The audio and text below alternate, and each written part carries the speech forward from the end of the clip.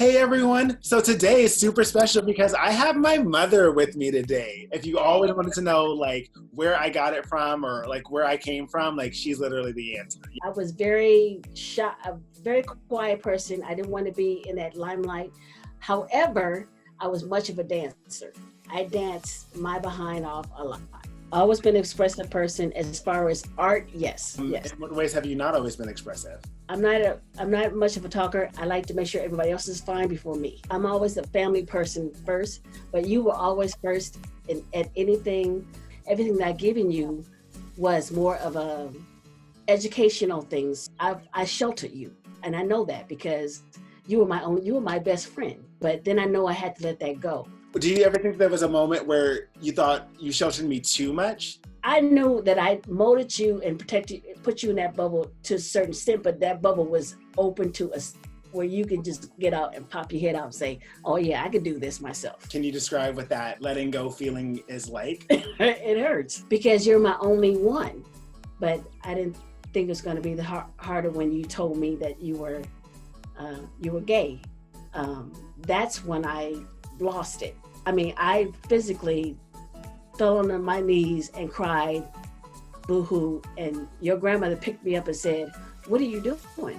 It's not like he put a gun to you. It's not like he's going out there acting stupid. He's just a different, unique kind of person. What does your journey look like? Because your journey as an adult, as a parent of a queer child is way different than the journey that I experienced as a queer child trying to come to terms with my sexuality and gender identity. I pictured peaches and cream, but it's never peaches and cream because God doesn't promise you that. God promises you to be on this earth, to give me a hurdle where I can accept it. I may be deterred this way, he may lead me this way, but he doesn't give me something I can't handle. And I've handled, I think, pretty well, because there's some parents that kick their kids out because of what they're going through. You've given me so much freedom and space to play and explore. I cannot say that I'm sitting here right now 100% who I am because you had no part in that. You definitely had a huge part in that. That one time when you left for the first time going to Sesame Street, telling me how you felt. You loved me, but you didn't like me. I literally cried and realized, who am I to tell you? Because I'm not here to judge you. And I've never been that way.